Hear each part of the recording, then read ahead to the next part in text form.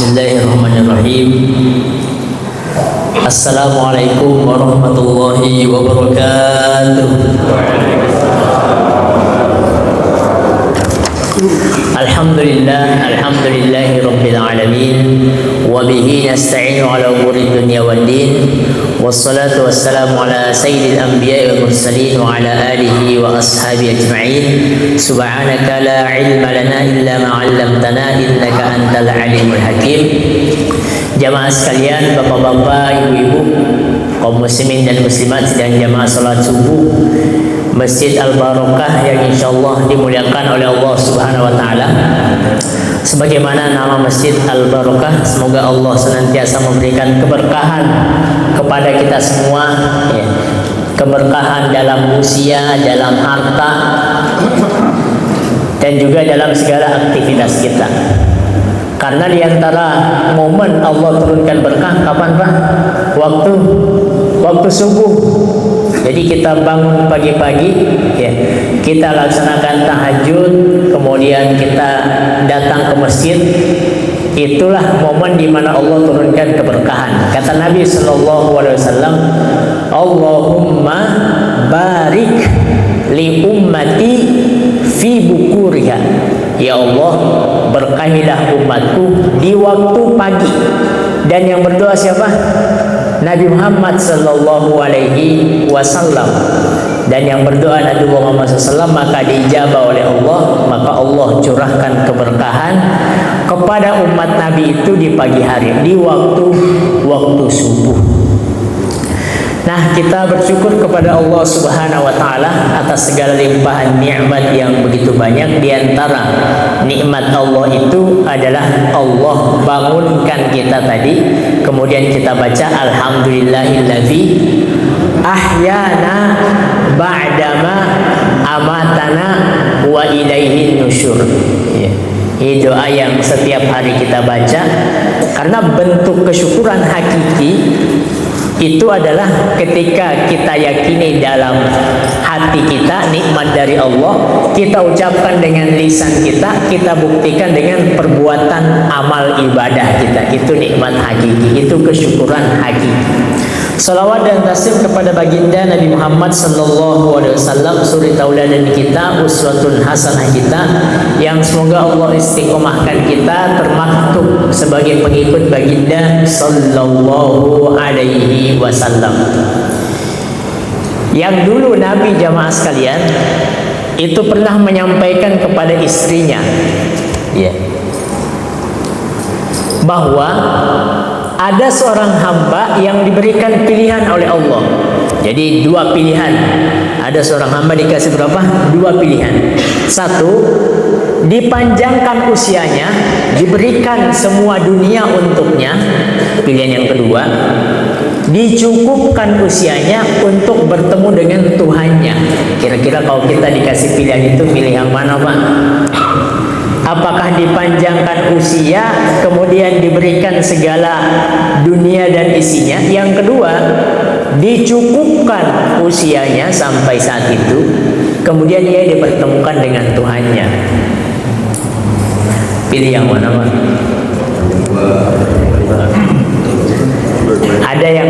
Ada yang pilih satu, ada yang pilih yang kedua. Nah, kata Nabi, dulu ada seorang hamba diberikan dua pilihan ini. Ternyata hamba ini memilih yang kedua, yaitu dicukupkan usianya untuk dipertemukan dengan Tuhannya.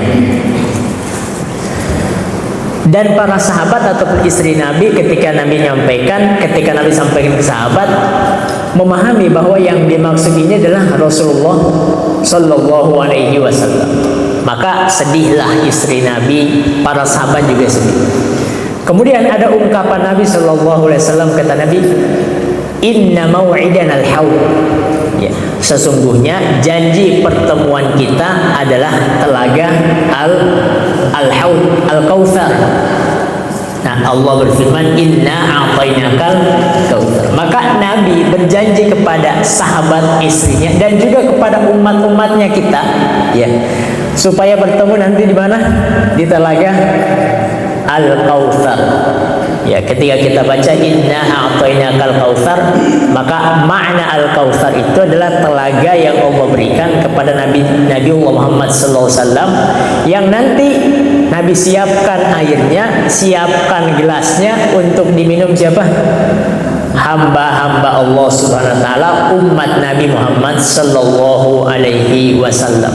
Maka semoga Allah istiqomahkan kita pengikut baginda sallallahu alaihi wasallam. Jemaah sekalian, Bapak Ibu yang dimuliakan Allah Subhanahu wa taala, pembahasan kita pada pagi hari ini berkaitan dengan kaidah fikih. Ya. Jadi dalam kita berfikih, ya, itu ada kaidah-kaidah yang kalau kita bicara fikih, Pak, ya, berarti kita tidak bicara tentang iman kepada Allah, kepada malaikat, kitab-kitabnya Rasul. Ini pembahasan apa? Fikih. Kalau tadi keimanan, itu pembahasan tentang tauhid, ya, keimanan. Yang namanya fikih itu bersinggungan dengan perbuatan. Ya, sholat kita, ya, sah atau tidak sah. Maka dalam bab fikih, ya, itu ada 4 bab besar. Ya, jadi 4 bab besar dalam fikih. Yang pertama tentang ibadah, ini pembahasan fikih. Ya. Yang kedua tentang muamalah. Kalau tadi tentang ibadah, isinya apa? Bersuci, sholat, zakat, puasa, haji. Ini pembahasan. Jadi kalau pembahasan fikih kita bagi menjadi 4, 1/4 pertama itu ibadah. Dan buku-buku fikih yang kecil sampai yang lumayan tebal itu selalu didahului dengan pembahasan ibadah. 1/4 pertama. 1/4 kedua itu pembahasan tentang muamalah. Muamalah, jual beli, pinjam meminjam, sewa menyewa, gadai. 1/4 kedua. Artinya didahulukan hubungan kita dengan Allah, kemudian hubungan kita dengan malaikat. Hubungan kita dengan manusia, nggak bisa dengan malaikat. Kalau ibadah, hubungan kita dengan Allah. Muamalah, hubungan kita dengan manusia. Itu 1/4 yang kedua. Kita buka kitab fikih yang paling kecil saja, pembahasannya seperti itu. Pembahasan ketiga, 1/4 yang ketiga, itu pembahasan tentang yang kita kenal dengan ahwal syakhsiyah, hubungan keluarga, pernikahan, khitbah, nafkah, rodhoah, dan seterusnya. Hubungan tentang keluarga. Jadi kebanyakan didahulukan muamalah daripada hubungan dengan keluarga. Karena muamalah lebih banyak, bahkan yang belum menikah pun itu bermuamalah, transaksi jual beli setiap hari kita laksanakan. 1/4 yang ketiga tadi tentang keluarga.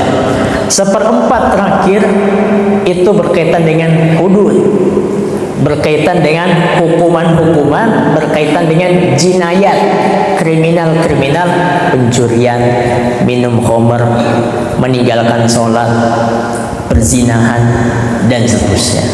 Nah, ini pembahasan kita yang dikenal dengan hukum fikih. Semua daripada 4 ini itu dikenal dengan al-fi'liyah, perbuatan. Apa namanya, dikenal dengan perbuatan.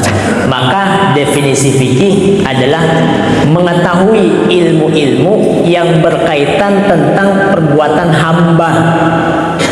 Sholat perbuatan, zakat perbuatan, haji perbuatan, puasa perbuatan, transaksi jual beli perbuatan, hubungan keluarga perbuatan, jinayat, hudud, seperti itu. Nah, kemudian judul kita, tema kita, kaidah-kaidah dalam berfikih tadi. Kaidah-kaidah fikih dalam kita melakukan perbuatan-perbuatan yang ada kaitannya dengan fikih itu sendiri. Maka dikenallah ilmunya dikenal dengan qawaid fikhiyah. Terdiri dari 2 kata, apa ya?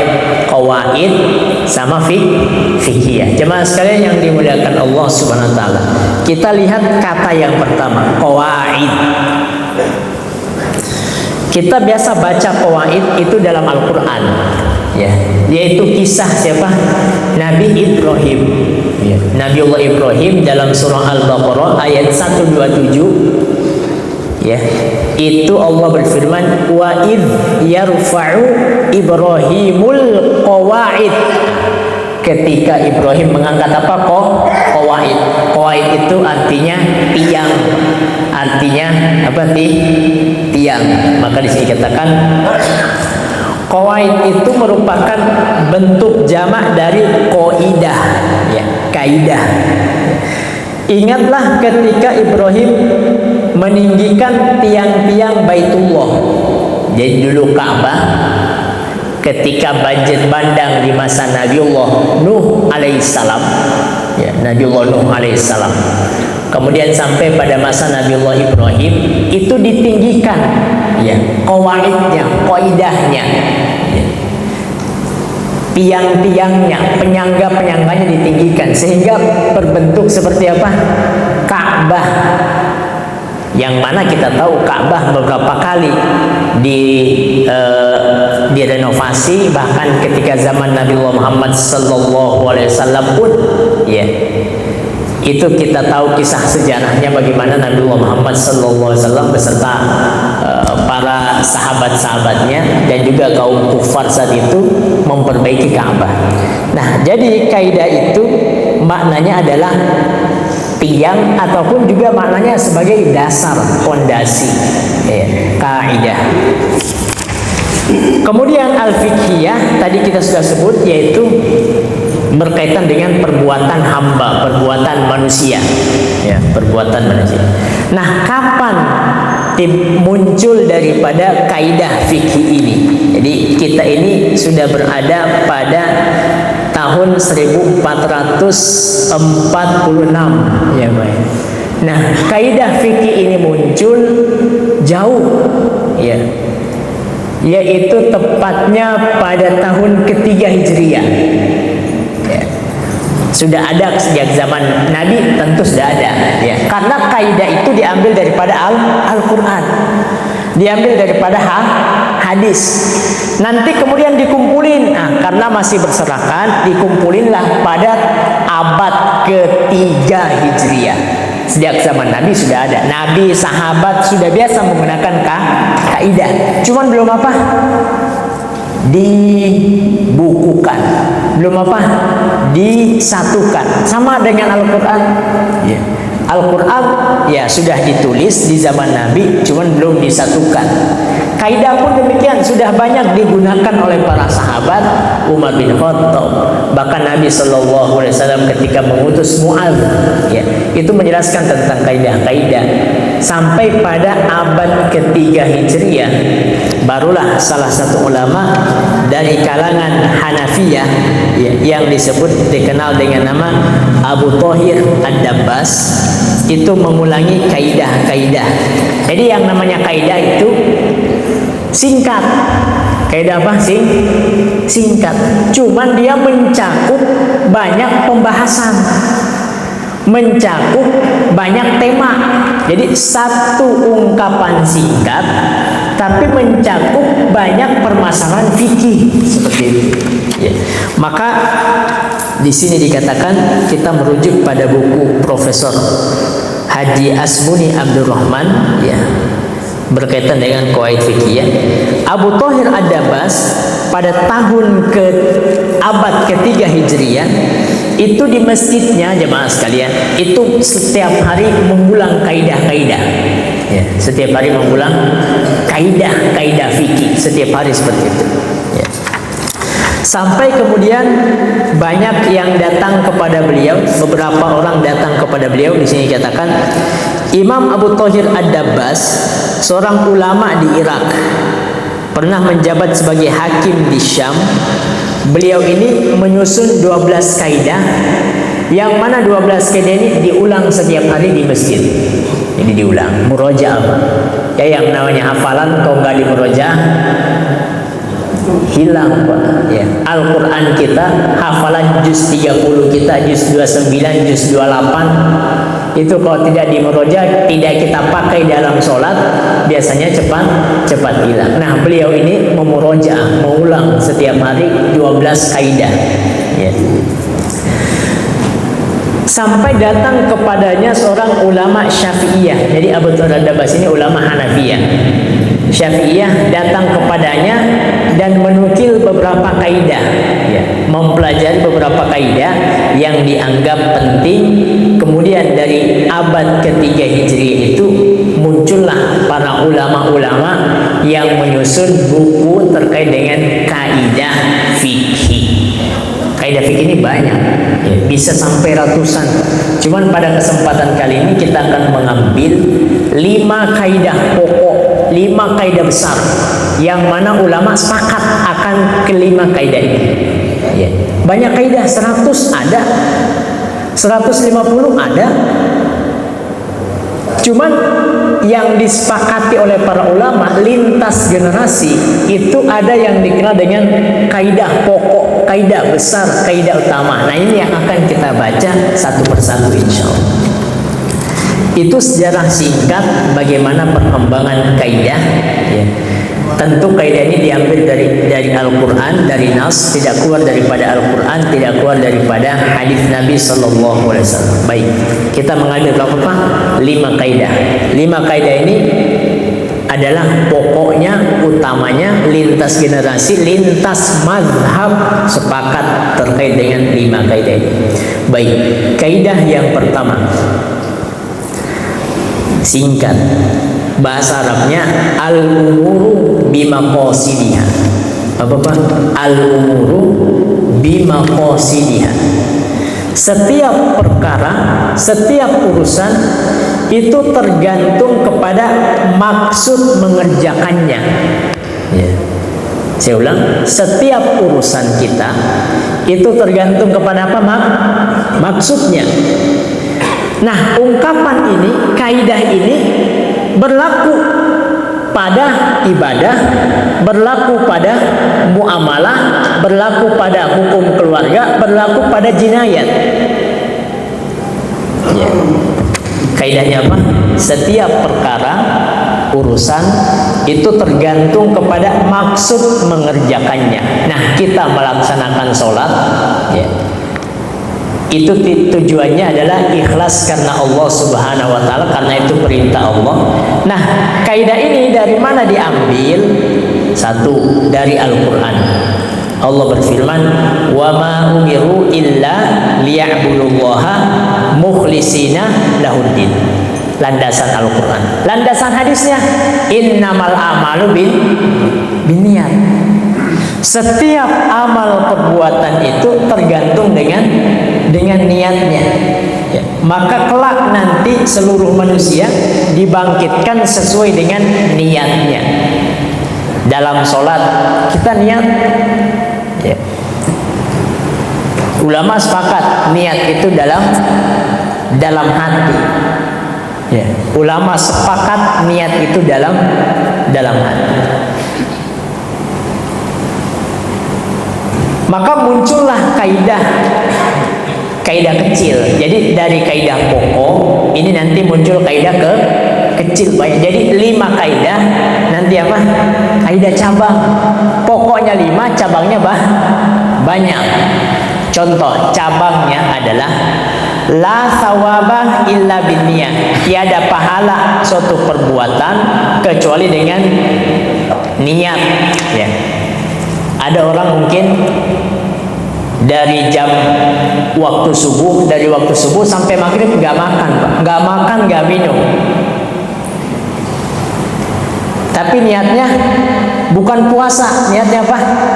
Diet misal, program diet. Nggak makan, nggak minum. Beda dengan orang yang niatnya puasa, dari waktu subuh dia nggak makan sampai waktu maghrib. Yang berpahala yang mana? Yang berpuasa.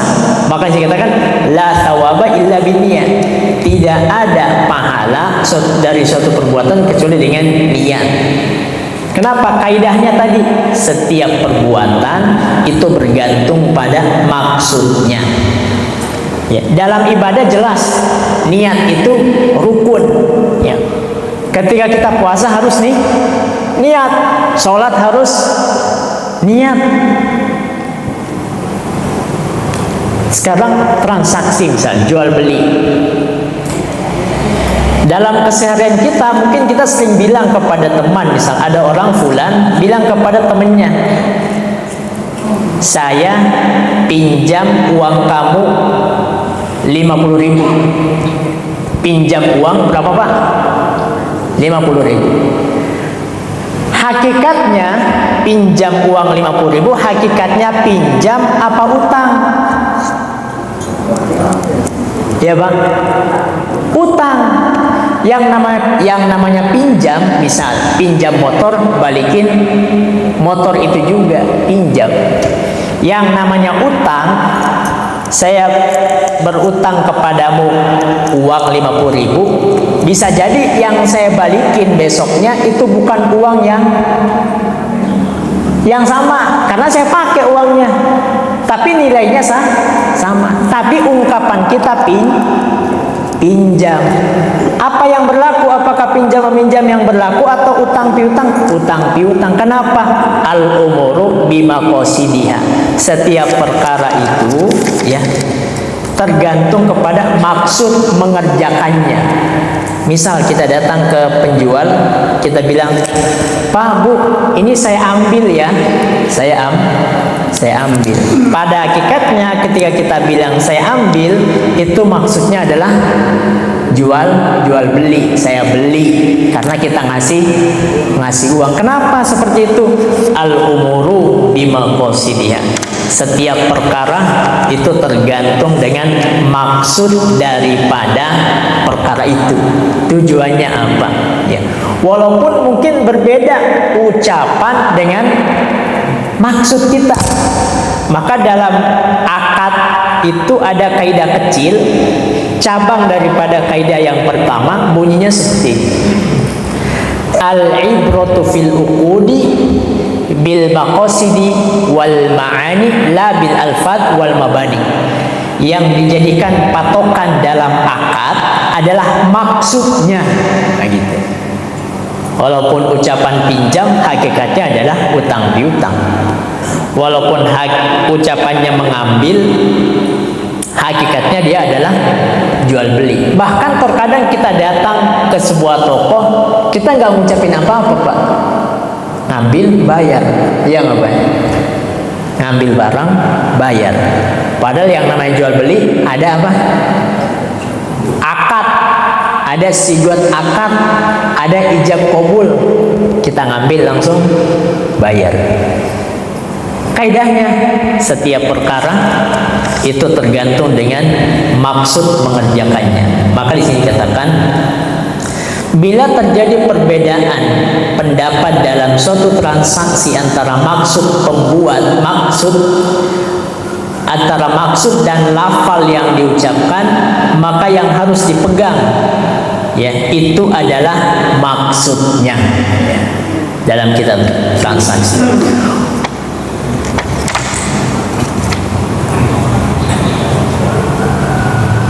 Contoh lain, misal contoh,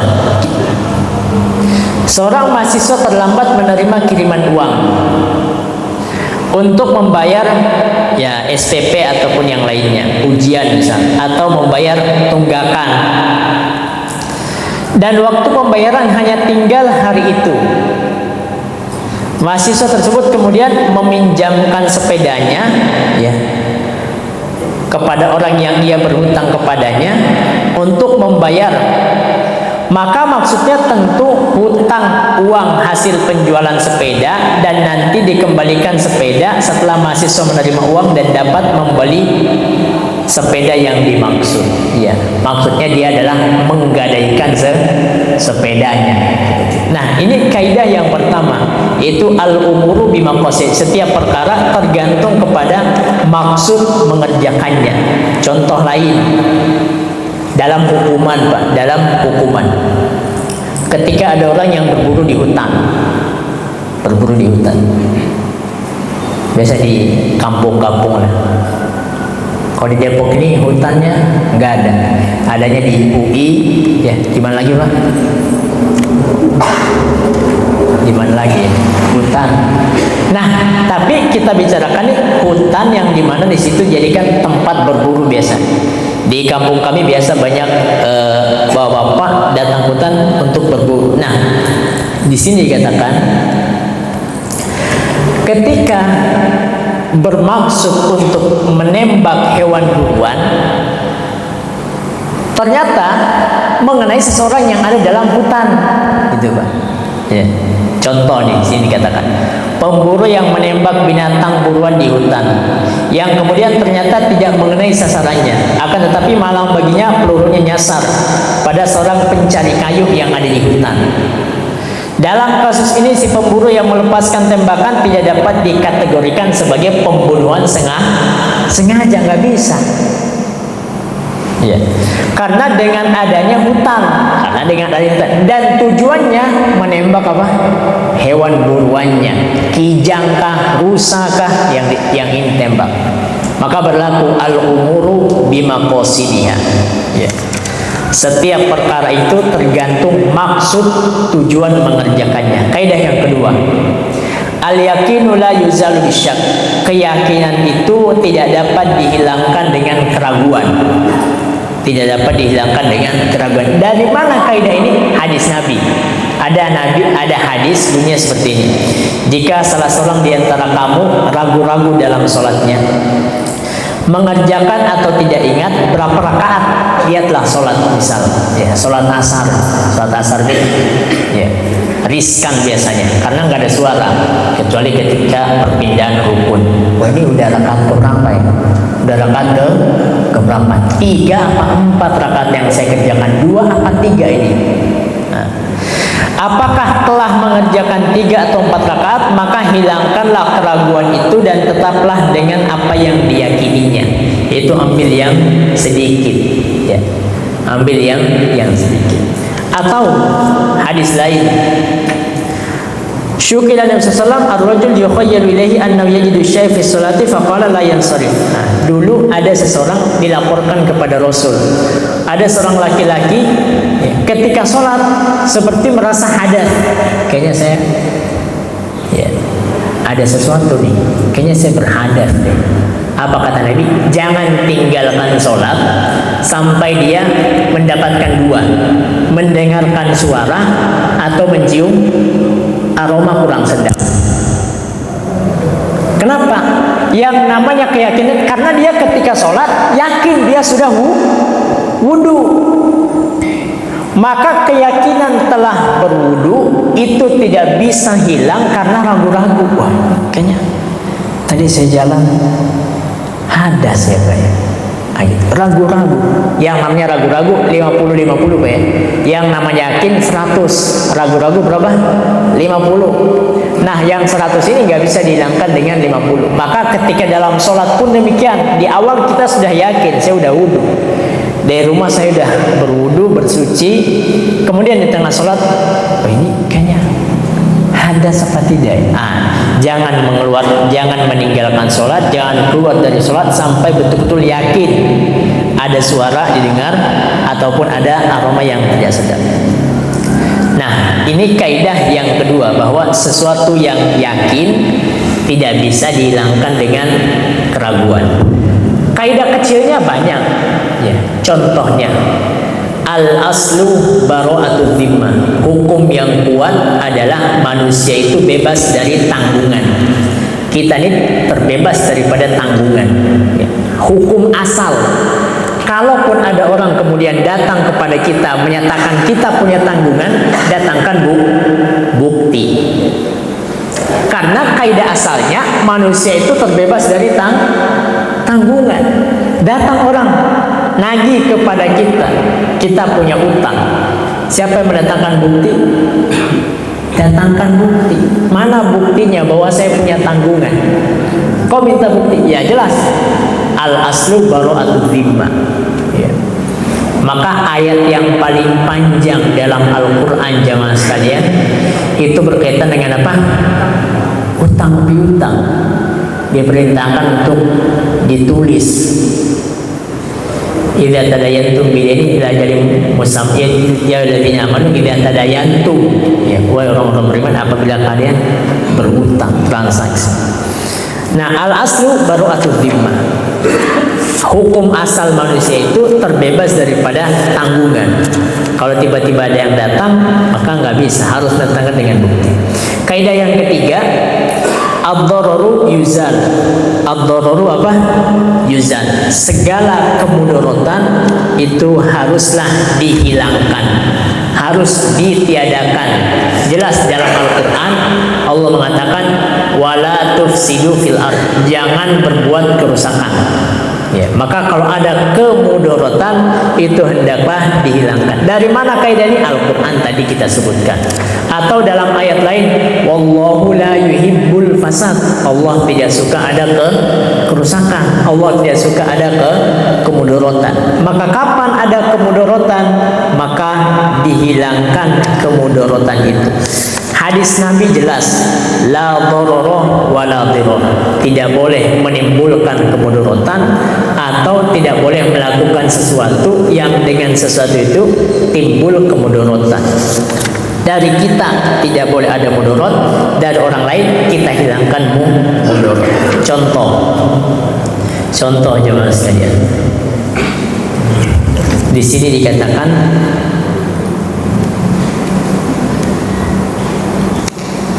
dibolehkan melarang guru yang berpenyakit darah tinggi untuk tidak mengajar, karena meskipun dengan mengajar itu ada manfaat, karena di situ dapat terjadi, namun di situ dapat terjadi kemudaratan baik terhadap murid maupun terhadap guru itu sendiri.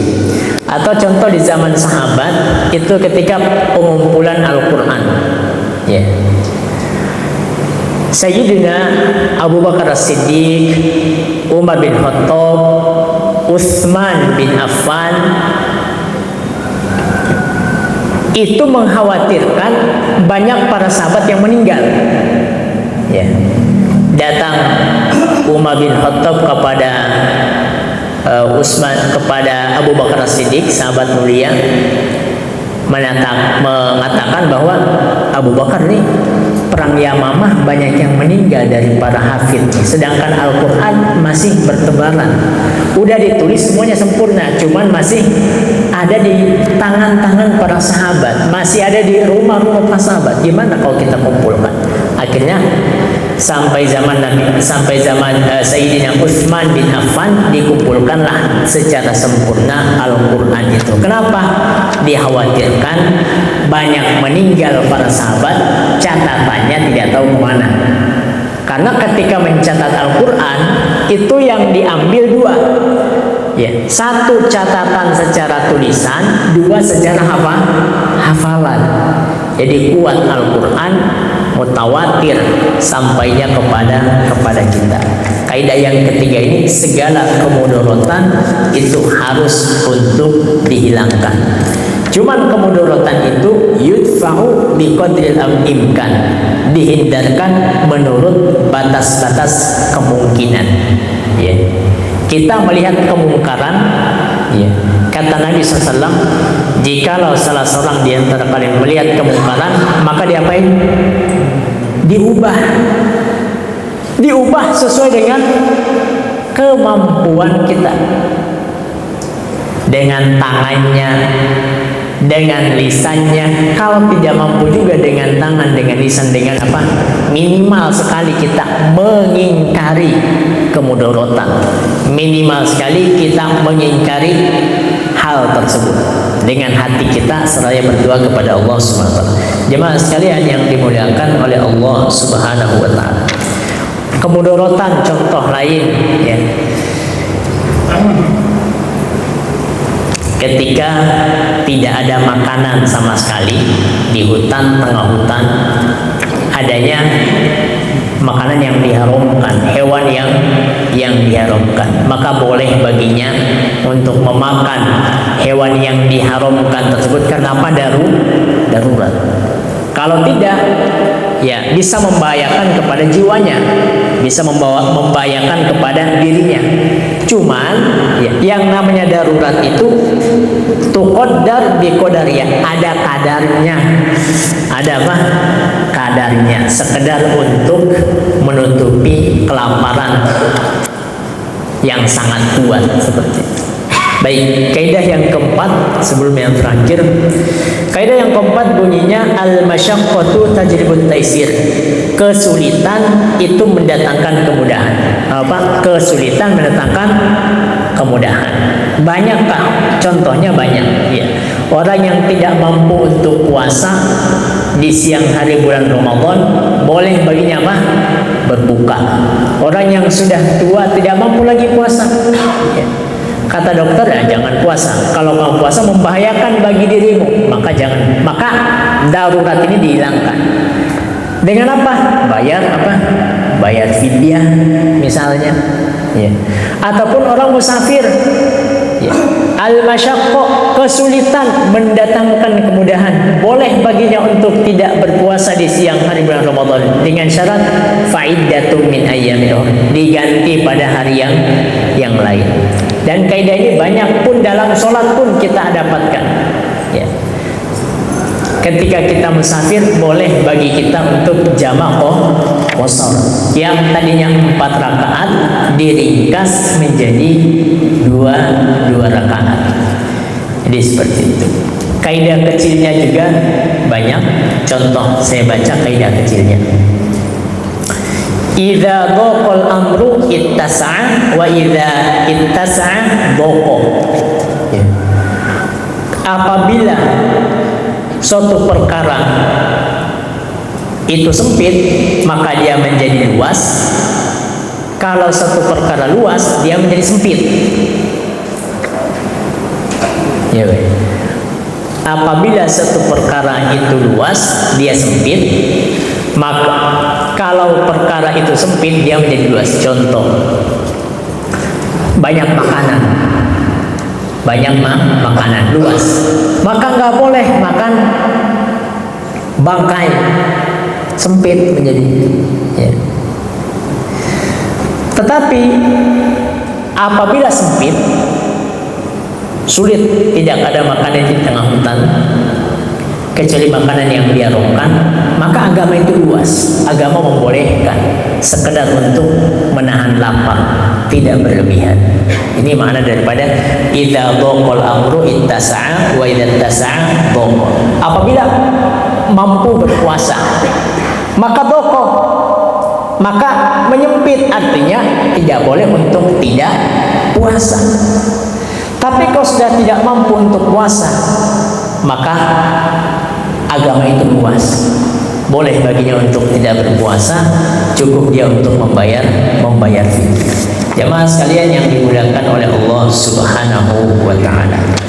Pengertian darurat ini, ya, maka ada kaidah bunyinya seperti ini. Kedaruratan itu membolehkan hal-hal yang haram. Tadi kita sebutkan. Kaidah yang terakhir, kaidah yang kelima, bunyinya adalah al-'adatu muhakkamah. Al-'adatu apa? Muhakkamah.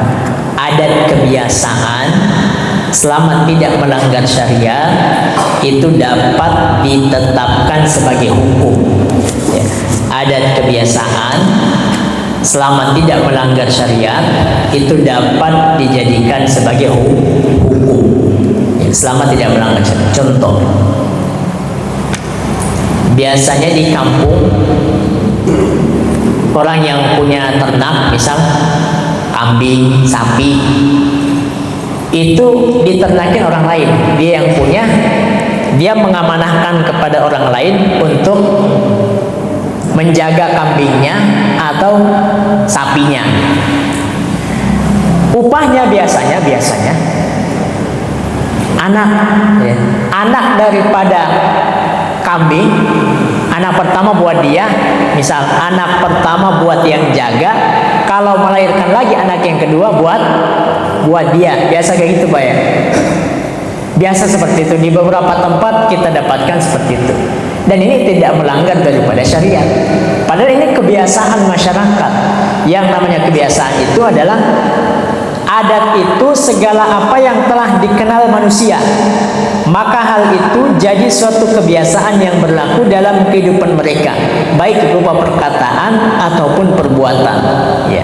Jadi upah seseorang ya yang memelihara sapi itu untuk pemeliharanya anak yang pertama, kalau melahirkan lagi anak yang kedua untuk pemilik sapi atau kambing dan hewan ternak lainnya. Itu adat kebiasaan. Atau di suatu daerah ya, pernikahan biasa ada yang dikenal dengan uang panaik gitu. Daerah mana Pak? Sulawesi Selatan ya. Sulawesi Selatan biasa ada yang disebut dengan uang panaik ya. Biasanya uang panaik itu beda-beda, ada yang 50 juta, ada yang 100 juta ya.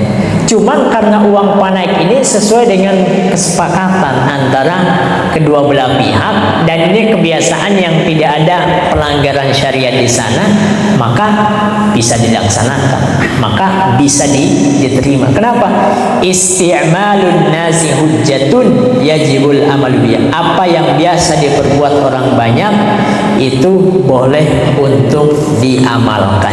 Cuman yang namanya kebiasaan berbeda antara satu daerah dengan daerah yang lain, apalagi sudah bicara lingkup negara. Kebiasaan kita tentu berbeda dengan kebiasaan yang ada di Saudi sana ataupun di negara-negara yang lain. Nah, inilah 5 kaidah jamaah sekalian yang dimuliakan oleh Allah Subhanahu wa taala yang kita baca, di mana tadi kita sebutkan kaidah ini adalah kaidah pokok, kaidah besar, lintas ulama sepakat. Yang pertama tadi bahwa al-umuru bimaqasidiha, setiap perkara itu tergantung maksudnya. Yang kedua adalah al-yaqinu la yuzalu syak, keyakinan tidak bisa dihilangkan dengan keraguan. Yang ketiga, ad-dararu yuzal, segala kemudaratan itu dihilangkan. Yang keempat adalah al-masyaqqatu tajlibut taisir, segala kesulitan itu melahirkan kemudahan ya. Fa inna ma'al usri usra, yusra inna ma'al usri yusra. Atau tentang puasa, yuridullahu bikumul yusr wa la yuridu bikumul usr. Yang terakhir adalah al-adatu muhakkamah, segala apa yang merupakan kebiasaan masyarakat selama tidak melanggar syariat maka itu bisa dijadikan hukum. Inilah 5 kaidah pokok yang kita baca pada kesempatan pagi hari ini. Sekali lagi tentu kaidah pokok ini nanti akan bercabang-cabang, namun kembali kepada 5 kaidah besar ini yang disepakati ulama. Hadanallahu wa iyyakum ajma'in wa da'wana alhamdulillahi rabbil alamin. Saya kembalikan kepada MC kita.